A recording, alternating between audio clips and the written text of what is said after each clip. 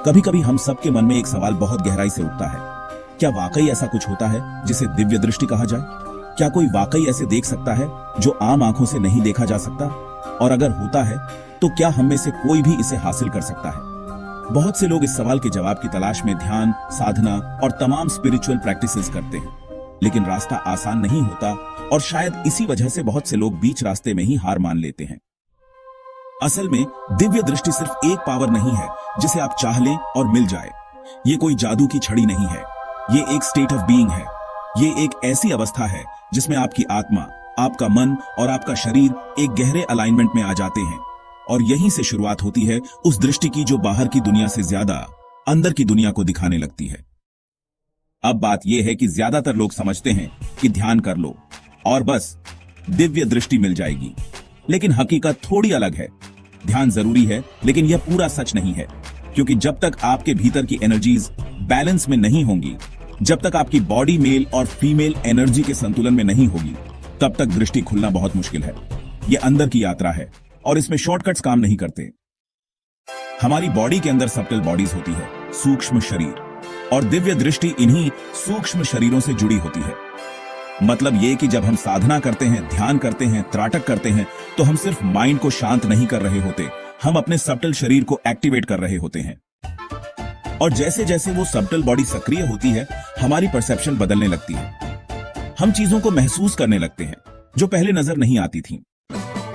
लेकिन यहां एक और इंटरेस्टिंग बात है, दिव्य दृष्टि किसी एक ही रूप में नहीं खुलती। ये 5 चरणों में 5 अलग अलग लेयर्स में आती है। पहली जो दृष्टि है वो है भाव दृष्टि। ये सबसे सरल और शुरुआती स्टेज है। ये तब आती है जब आप किसी देवता के नाम का जाप करते हैं, भक्ति से जुड़े रहते हैं, या सिर्फ किसी हायर शक्ति के साथ एक इमोशनल कनेक्शन बना लेते हैं। इस स्तर पर आपको चीजें डायरेक्टली दिखाई नहीं देती, लेकिन आप महसूस करना शुरू करते हैं। आपको कुछ मोमेंट्स में स्ट्रांगली लगता है कि कोई प्रेजेंस है, कोई संकेत है, कुछ विशेष हो रहा है। यह भाव दृष्टि है, मन से देखने की शक्ति। इसके बाद आती है दिव्य दृष्टि। यहां चीजें थोड़ी इंटेंस हो जाती हैं। जब आप लगातार साधना करते हैं, ध्यान और त्राटक को बैलेंस करते हैं, अपनी एनर्जी को सधा हुआ रखते हैं, तब शरीर के अंदर जो 5 एनर्जी ब्लॉक्स होते हैं वो धीरे धीरे टूटने लगते हैं। ये एनर्जी ब्लॉक्स हमारे आज्ञा चक्र से पहले होते हैं और इन्हें डिसॉल्व करना इतना आसान नहीं होता। ये किसी कंक्रीट वॉल की तरह होते हैं जिन्हें तोड़ने के लिए ध्यान और जबकि छेनी और हथौड़ी की तरह जरूरत होती है। जब ये दीवारें एक एक करके गिरने लगती हैं, तब आपको अलग अलग आकृतियां दिखनी शुरू होती हैं। शुरू में ये ब्लरी होती है, सिर्फ ब्लैक एंड व्हाइट में। कुछ लोग रिपोर्टिंग करते हैं कि उन्हें टीवी जैसा स्टैटिक दिखाई देता है या फ्लैशिंग इमेजेस। धीरे धीरे ये आकृतियां साफ होती जाती हैं और कभी कभी ऐसे देवताओं के दर्शन भी होने लगते हैं जिन्हें आपने जिंदगी में कभी देखा नहीं। आप स्लीप में भी जागरूक रहते हैं, मंत्र खुद ब खुद रिपीट होने लगता है। ये सब दिव्य दृष्टि के एक्टिवेशन के सिम्टम्स हैं। लेकिन इसके बाद जो लेयर आती है वो और भी ज्यादा पावरफुल है, ज्ञान दृष्टि। ये सिर्फ दिखाने वाली दृष्टि नहीं है, ये समझने वाली दृष्टि है। यहाँ आप जो भी देखते हैं उसका डीपर मीनिंग समझ में आने लगता है।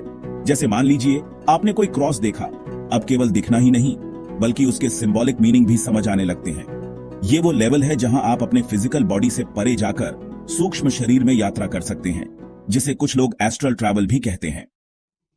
जब आप इस स्थिति तक पहुंचते हैं तो आपको इस बात का एहसास होता है कि हम जो भी बाहर देख रहे हैं वो दरअसल हमारी इंटरनल स्टेट का ही प्रतिबिंब है।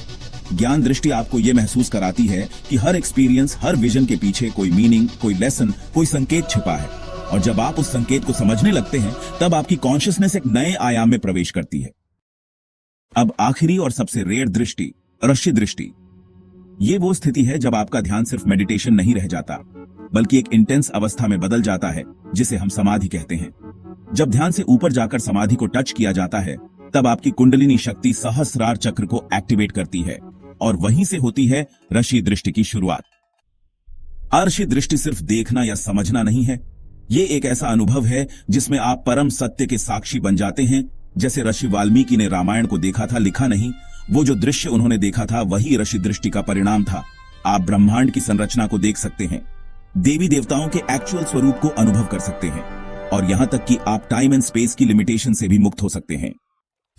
लेकिन यहां एक बात समझना बहुत जरूरी है, ये दृष्टि हर किसी के लिए नहीं होती, और इसका मतलब ये नहीं कि कोई स्पेशल होता है और कोई नहीं। इसका मतलब सिर्फ इतना है कि यह यात्रा कमिटमेंट मांगती है, डिसिप्लिन मांगती है और सबसे ज्यादा आपसे आपका ईगो छोड़ने को कहती है। बहुत सारे लोग कहते हैं कि उन्हें नकारात्मक चीजें दिखती हैं, डरावने चेहरे, भूत प्रेत जैसी आकृतियां, लेकिन ये सब आपके माइंडसेट का प्रोजेक्शन होता है। आपकी दृष्टि जिस रूप में खुलती है वो इस बात पर निर्भर करता है कि आपका कॉन्शियसनेस किस स्तर पर वाइब्रेट कर रहा है। अगर आप डर में जी रहे हैं तो डर ही दिखेगा, अगर आप प्रेम और सरेंडर में हैं तो दिव्य आकृतियां दिखेंगी। इसलिए सबसे जरूरी बात यह है कि आप खुद को बैलेंस्ड रखें, इमोशनली, मेंटली, स्पिरिचुअली। सात्विक भोजन लें, बाहर का अनावश्यक खाना न खाएं, त्राटक करें, ध्यान करें, लेकिन सबसे ज्यादा नियमितता बनाए रखें। और हां, कंसिस्टेंसी इज द रियल की, क्योंकि आप जितना ज्यादा इनर एनर्जी को स्टेबल रखते हैं उतनी ही तेजी से आपकी दृष्टियां खुलने लगती हैं। और याद रखिए, ये कोई रेस नहीं है। हर किसी की जर्नी अलग होती है। किसी को तुरंत अनुभव होता है, किसी को सालों लगते हैं, लेकिन जब एक बार दृष्टि खुल जाती है तो जिंदगी वैसी नहीं रहती जैसी पहले थी।